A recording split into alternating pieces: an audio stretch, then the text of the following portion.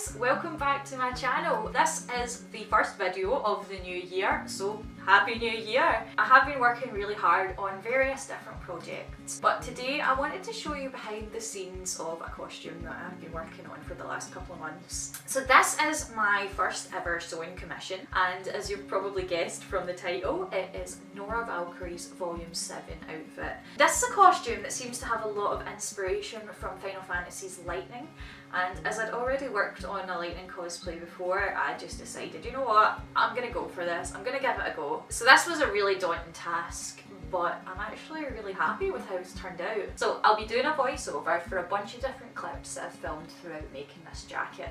You can see it right behind me there. So I will do my best to explain what my methods are clearly, but if you have any questions at all, just pop them below and I'll do my best to answer them. So without further ado, let me show you how I made this cosplay. Before I start, I adjust my mannequin to the correct sizes. Then I wrap the mannequin in cling film and then cover it in duct tape. This just creates a duct tape cast of the mannequin.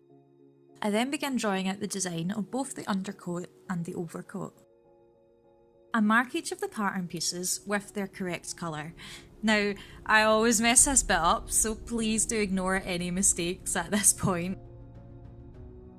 Next I cut the cast off of my mannequin, and then I cut the pieces all out individually. Whenever I draw out patterns, I only do one side of the cast, so that I can ensure my pattern pieces are both symmetrical. For this pattern, we have two separate garments, so I'm actually just using both sides of the cast to save time and materials. I then lay out my duct tape pieces onto paper. I'm adding a 1cm seam allowance to each of the pattern pieces. Now, you can use any type of lightweight paper for this. I then lay out the pieces for the undercoat onto my white fabric. Again, please do ignore my labelling here. It is a big old mess, I'm very aware of that. I then cut out each piece of the undercoat and begin to pin them together accordingly. So firstly, I sew together the centre front of my front panels, and then I overlock the raw edge. I then combine the outer and inner pieces. This will take me from 4 separate pieces to 2 fully lined pieces. I have to be particularly careful when sewing around the curve of the heart. To do this, I actually just use the wheel at the side and turn it by hand instead of using the foot pedal. This allows you to have a lot more control. Next, I cut the corners of the seams and begin to turn the garment inside out. So, actually using the wrong end of a paintbrush, I push the edges through and use that to tidy the edges right up. I then go around the edges with a top stitch. This makes them nice and neat, and it will make applying the bias binding much easier.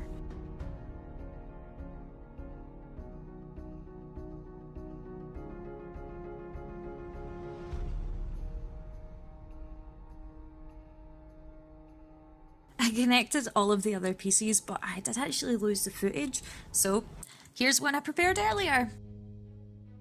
I'm then attaching this cool front piece to the back and the shoulders, and this just brings everything together.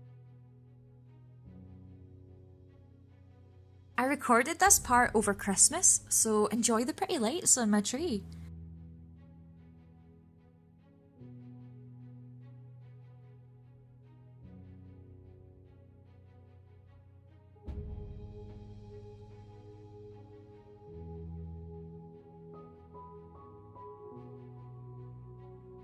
I then overlocked my bottom hem. Next, I'm cutting out my collar. The original collar I made wasn't quite right, so I made a new pattern for this. I then overlock each collar piece and sew those two pieces together.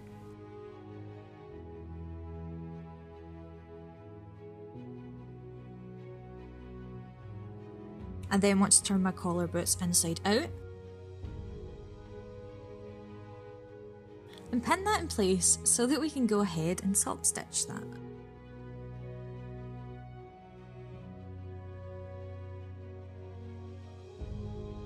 And then I just attach the collar onto the main part of the garment. So here's the undercoat so far. It's pretty simple, but that's the majority of the structural work complete. We next want to add our bias binding. Nora has this lovely silver trim on her jacket, so I chose to use metallic bias binding. On reflection, I kinda hated using this. It was definitely above my skill level. It did get frustrating to apply at times, but we got there in the end and it all worked out for the best.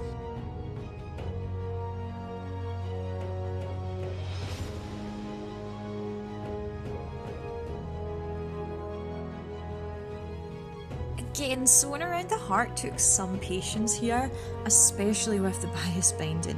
It was really difficult. After many hours of quite literal blood, sweat and tears, the bias binding was finally applied.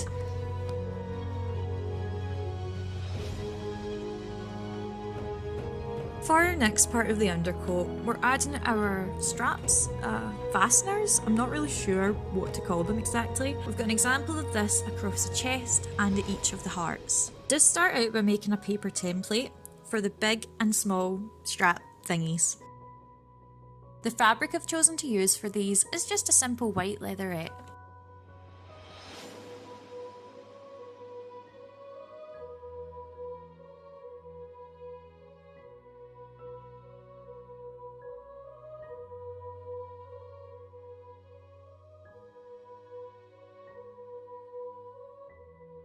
Once I have all of the pieces cut out, I add some fusible interfacing, which I simply just iron on to the leatherette pieces. Add this to the fluffy side of the leather. I use tin foil to prevent the fusible from sticking to my iron and ruining the leatherette. I cut the pieces out again,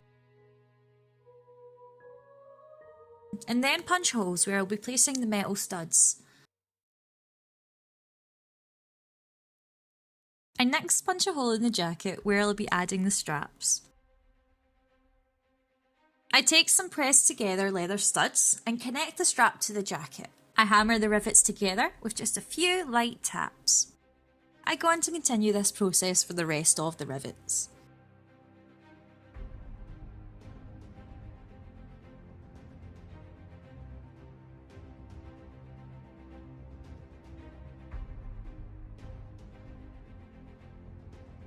I do want to make the chest strap functioning though, so I add a small popper to this one. I hand sew these to both the strap and the jacket.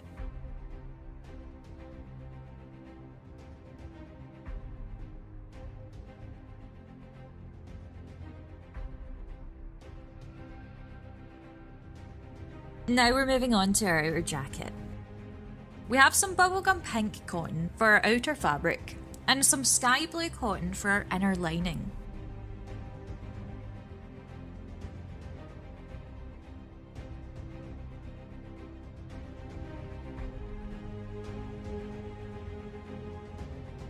Once we have the pieces all cut out, we want to overlock everything. This fabric is very prone to fraying, I've found, so just overlocking everything at the start I find just works best for me.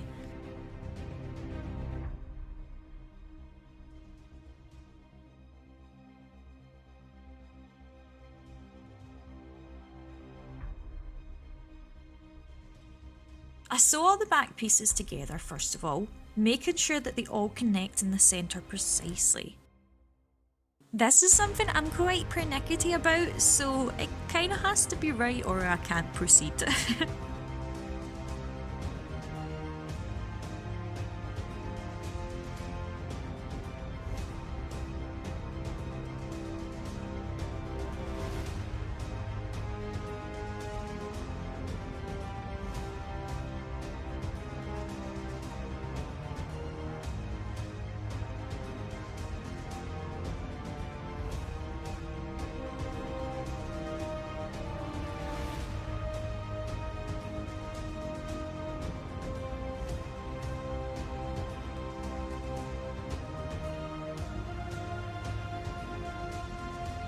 Now that we have our two separate linings, we want to sew them together so that they're one whole piece.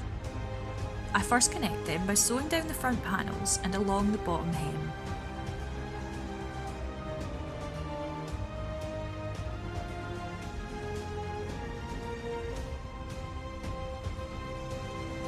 I then proceed to turn them inside out so that they are the right way around. I then sewed the armholes together. I can leave an overlocked edge here because I'll be covering this part in bias binding.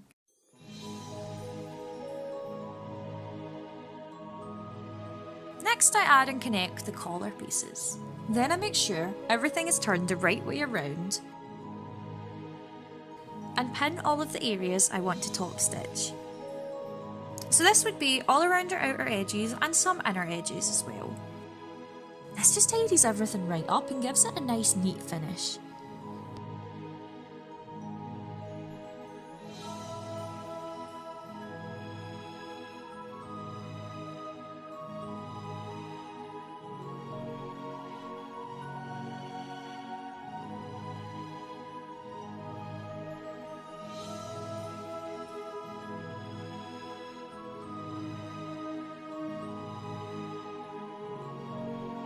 Again, here's just a little preview of everything we've done so far.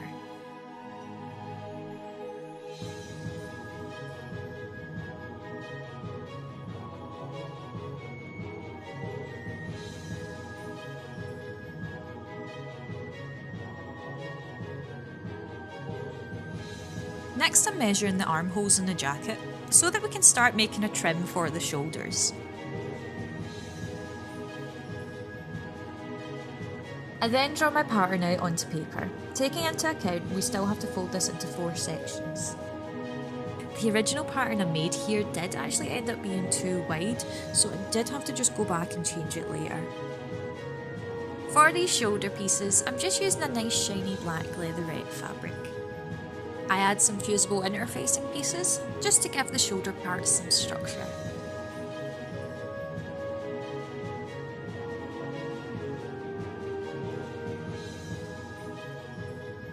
Once I have this ironed on, I fold the fabric over twice, pin it in place and iron it flat.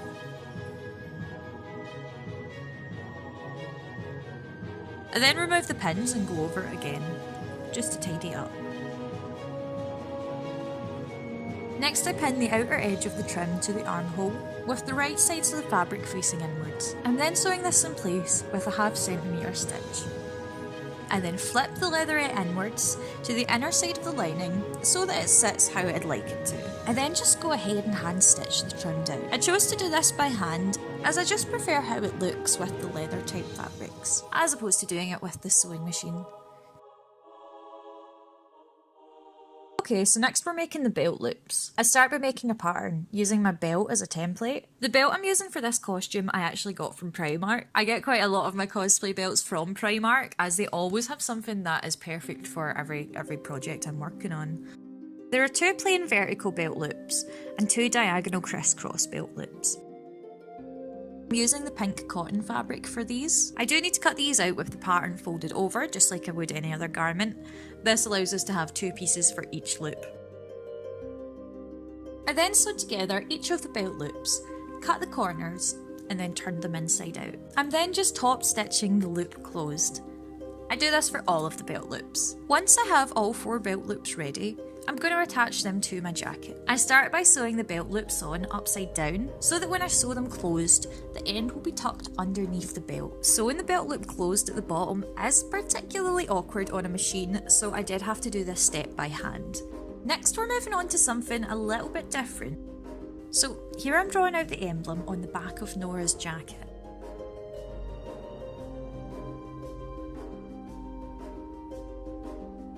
Once I've got the template drawn out on paper, I'm transferring that onto 3mm craft foam. I got this foam from Polyprop specifically. I would highly recommend them if you are looking for types of craft foams. I always use this foam in layers. This works well for small intricate pieces like this. I use hot glue to stick the pieces together.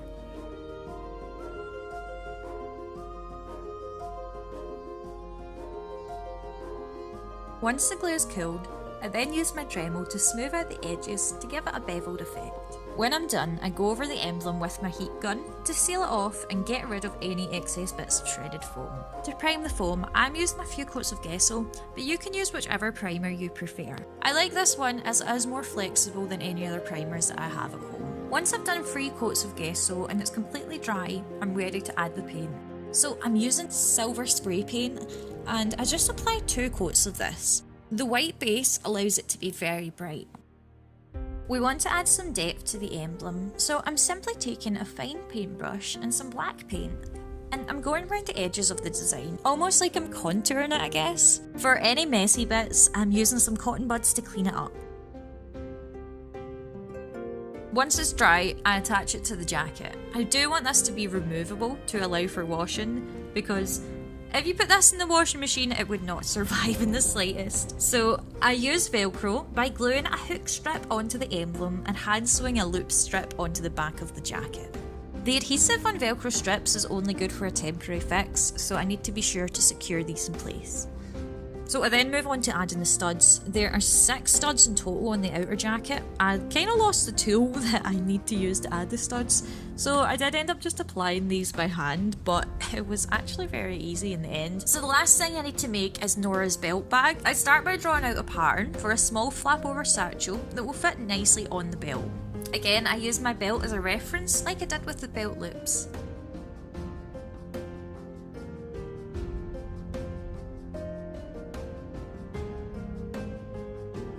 Once I have a pattern for the back, front and sides, I then cut them all out.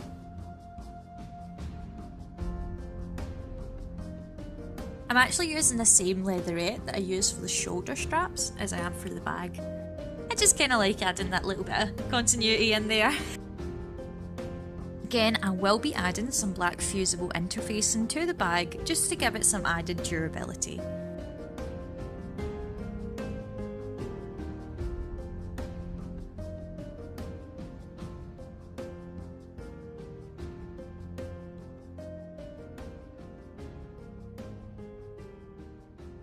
Once I have the interfaces added, I cut them out and then I sew together the side pieces. Once I have the side pieces sewn together and top stitched, I'm then adding them onto the front and back pieces. Now this was a difficult process, I won't lie. It did take me a while and the footage I got isn't great. I feel like this always happens, I'll focus too much on one thing and then I forget completely how to do anything else. So yeah, I guess I kind of forgot how to use my camera at this point in time and I don't have the best of footage, but I hope what I've got shows enough, you know.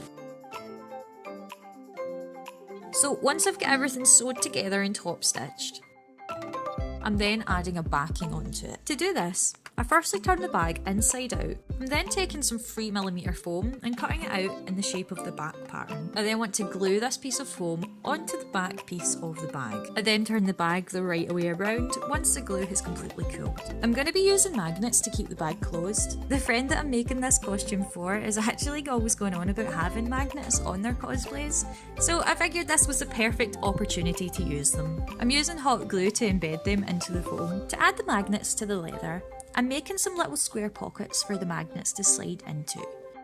I hand sew all 3 sides of the square first, slide the magnet into the pocket, and then close off the 4th side. It's really important that I line these parts up evenly, elsewise the bag won't close correctly.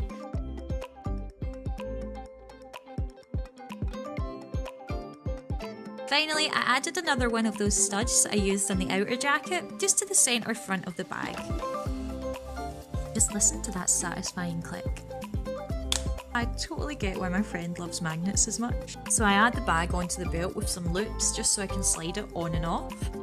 So yeah, that is everything we need to do. We now have a complete jacket. This was a really fun project for me to take on. I seriously enjoyed working on this and I can't wait to see the owner wearing it. I'm really excited to take some photographs of the cosplayer in this outfit, so I'll be sure to update you guys on other social medias once we've got photos together of this full outfit. Congratulations! You made it to the end of the video. You managed to make it through quarter of an hour listening to this voice and you didn't click away. Well done. That is an achievement. Thank you so much for sticking around this long. You've no idea how much I appreciate it. But before I go, I do want to give a massive shout out to the rightful owner of this cosplay. This costume will be going to a talented cosplayer, performer, and a very good friend of mine. If you don't know them already, their name is May, aka Beloved Black Cosplay. I will put a picture of their Instagram here, and I'm going to just show you 3 photographs of their Nora cosplay. So they're insanely talented Nora cosplay. As you can see, just look at how cute! Stop! This is not allowed. You're not allowed to be that cute, May. So May has been cosplaying Nora for years, and at this point I actually kind of struggle to differentiate cosplayer from character. I'm really glad that May has found their niche and they've got this cosplay that they just love doing so much. And it's really good to see someone so connected to a character and feel that way about a character. I think it's really nice, and I wish there was more characters like that for me, honestly. They are just such a canon Nora. Canon. I'm out. Seriously though, they are such a canon Nora cosplayer, and just the fact that they've came to me for a commission on an outfit that is very clearly important to them is an absolute honour, and I thank you so much for choosing me to make this costume for you. But anyway, thank you all so much for stopping by and watching this video. I've honestly worked really hard on this video, and the fact that you guys have made it to the end, you made it to this point, it means so much to me, and I feel like listening to me is a waste of time, but if you feel otherwise, then I love you so much. Thank you. Anyway, I wish you all the best of luck in 2020, and I'll see you all in the next video.